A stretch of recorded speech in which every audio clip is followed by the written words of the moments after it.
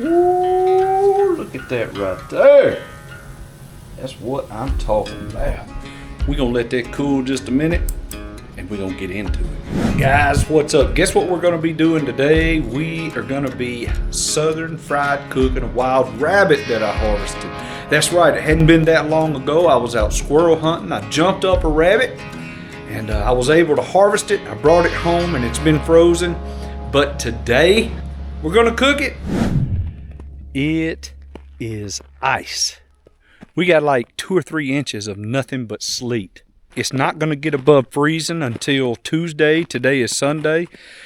Tuesday it'll get above freezing again, and hopefully the roads will get to where we can get out on them and start driving again. Listen, to my Canadian friends up there, those of you up in the North United States, y'all are used to this, and you guys have the means to take care of it where you can get out and move, and this would probably be a joke to you. But here in Southern Arkansas, we don't get this, and so we don't have the equipment that it takes to be able to get out in it and to play and have a good time, so we're just happy our electricity didn't go off.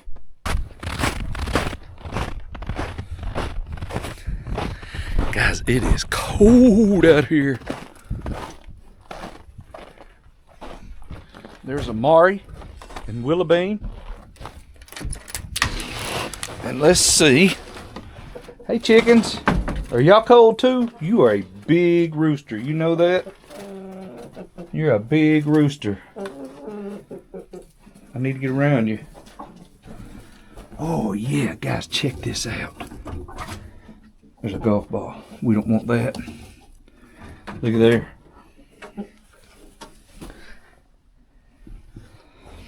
Well,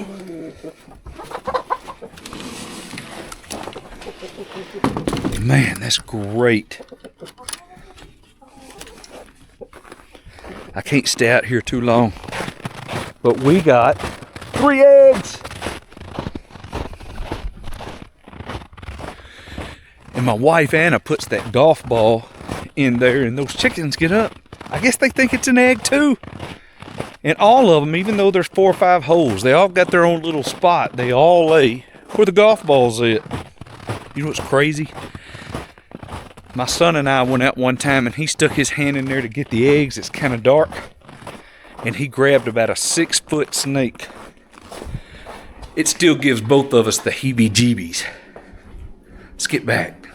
So the first thing that we need to do today is we're going to put the oven on 275, and what we're going to do is we're going to tenderize this rabbit up before we fry it. I'm going to actually, right now I still have the rabbit whole, so I'm going to quarter this thing up. I'm going to put it in a skillet with a little bit of broth or a little bit of water, probably about half full. I'll show you that. And then we're going to drop it in the oven and we're going to cook it for probably an hour, maybe an hour and a half. It was a pretty good sized rabbit. And we're going to get this thing tender so that we can fry it. And then we're going to take it out and we're going to fry it up. So let's get this thing cut up right now so that we can get it in our skillet. Really quartered up just about the same way that you would quarter a deer if you killed it. Front shoulders.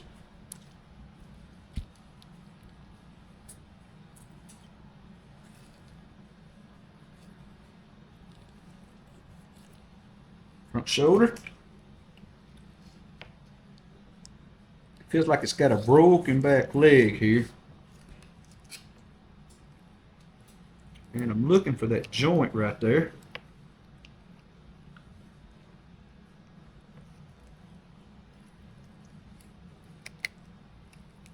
There it is right there. Pretty good sized rabbit, isn't it?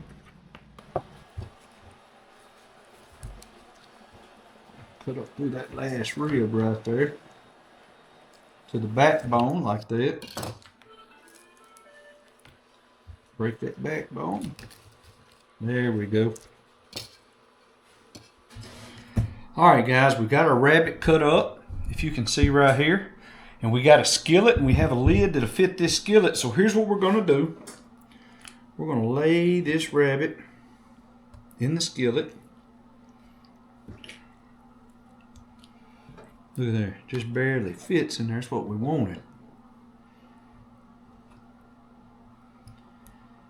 And I got a cup of water right here So let me tell you what I'm looking for here. So I've poured about a half a cup of water in here, maybe a cup. And what I want is I just want the water to about half, come up half on my rabbit that's in the skillet. And that's about what I got right there with 1 cup. What I'm going to do now is I'm going to take an onion. I use this onion for cooking. I think I cooked squirrel the other day. So what I'm going to do is I'm going to cut this onion up and I'm just going to lay it across the rabbit that I have in my skillet. Doesn't have to be that pretty for me.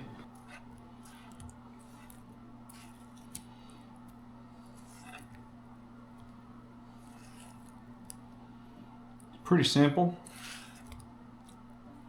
And now we're going to take this and put it in the oven. We're going to put our lid on it first.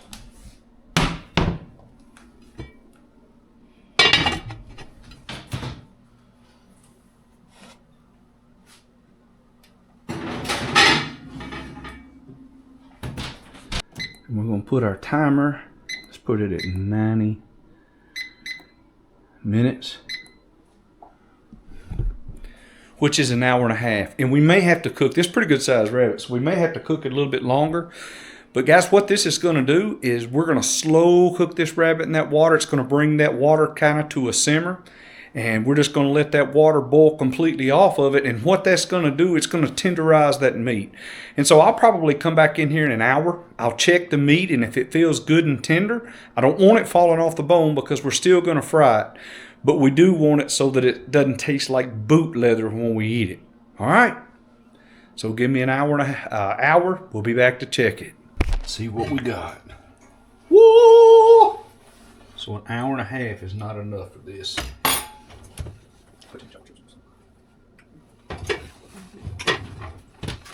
All right, guys, we've got our rabbit out. Let me show it to you here.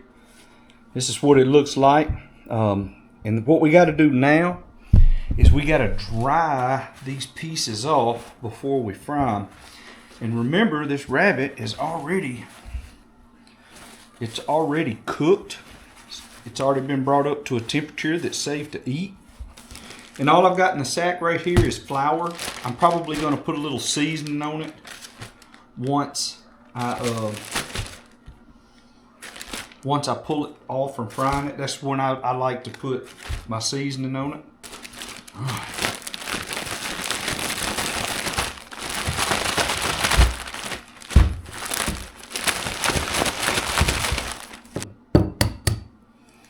And if you remember, these are the eggs that we went and got earlier.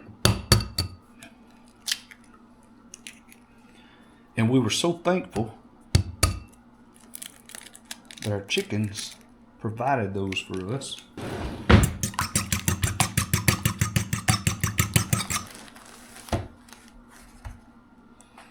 Just gonna roll it in there a little bit. Put it back in here.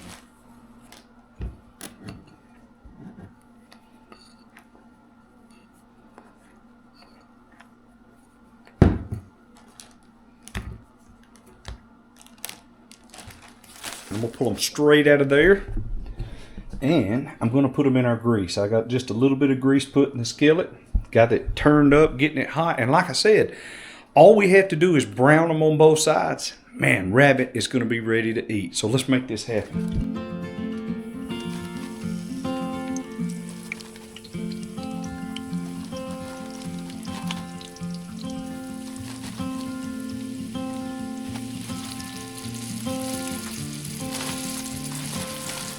All right.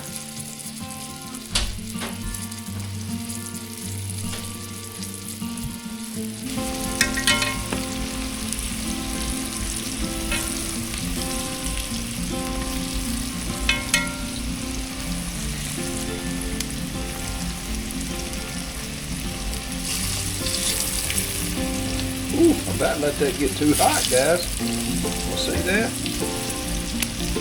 I just about let that get too hot.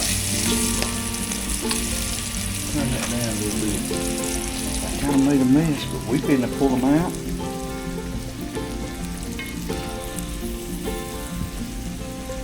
Ooh, look at that right there. That's what I'm talking about. We're gonna let that cool just a minute, and we're gonna get into it. So let me tell you, as I'm getting ready to make this rabbit, my wife says, she tells me that if I'll get some snow and I'll put it in this bucket and bring it back in the house, she's gonna make us snow ice cream. So I've got to find the cleanest snow. You definitely don't want it to be yellow, and I've got dogs, you know what I'm saying? All right. Ooh, that's a lot of ice. Back up, May. That's May.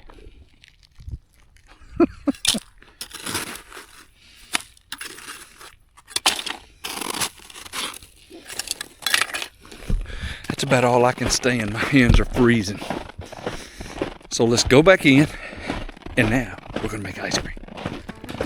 Ooh, chocolate morsels. Yes.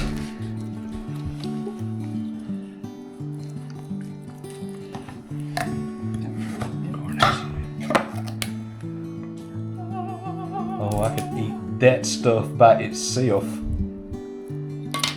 I mean, I don't need anything else in my diet but that.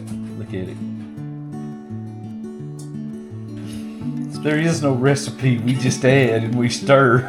You can't even stir it. It's all ice cubes. You're literally trying to make ice cream out of ice cubes. Hey, it's fixed to get right. Stick it in the microwave. Stick it in the air fryer. Crap.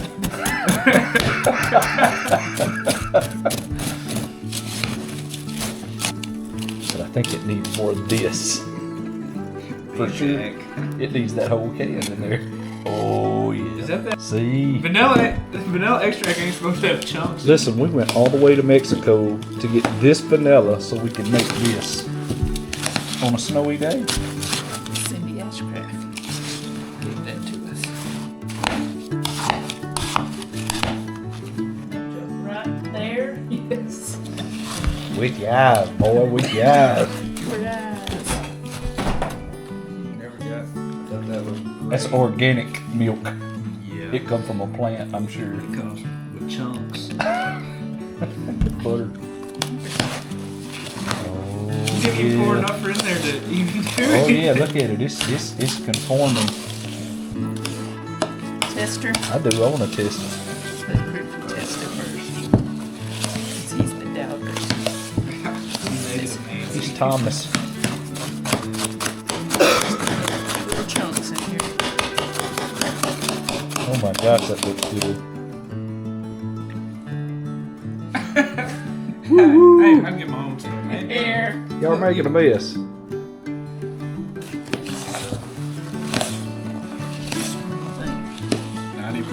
ice, 10% cream. What do you think it needs? More of what? Let me try.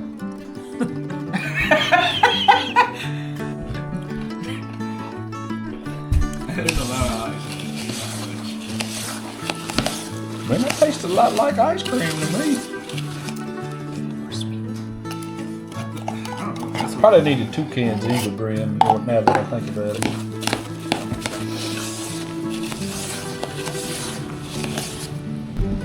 I dropped some chocolate chips in this one. What are you gonna do? Put carrots in yours?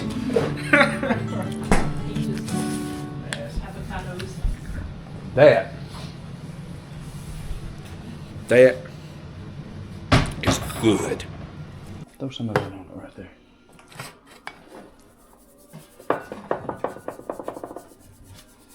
That's what it needed right there. I forgot. You want some of this Dano's? Is that better? Oh, dry. Lord, we love you so much. We're so thankful for this day. And Lord, thank you for letting me harvest this rabbit. And Lord, I thank you for letting me cook it. And thank you for the homemade ice cream that we made with my family. I love you, Lord. I ask this in Jesus' name. Amen. You know, sitting here looking at the snow, eating a meal we pulled together from what God has already given us. It makes me think about provision. Matthew 6:26 says, "Look at the birds of the air. They do not sow or reap or store away in barns, and yet your heavenly Father feeds them. Are you not much more valuable than they? That rabbit didn't just appear in my freezer. God gave me the health to hunt, the skills to harvest it, and the opportunity to provide for my family. Those eggs didn't just show up in the nest. Even this snow ice cream, my wife's creativity, the ingredients we had, the friends who brought us the vanilla from Mexico, all of it traces back to Him. God doesn't just provide, He provides in advance. He equips us. He gives us what we need before we know we need it. So today, I'm grateful, not just for the food, but for a God who cares enough to teach me how to provide, how to steward, and how to trust Him when the world feels uncertain. Thank you, Jesus, for providing for my family, not just today, but every day. Amen. A little crunchy. A little crunchy, a little earthy, but it's good. You must have got the Oakley turn.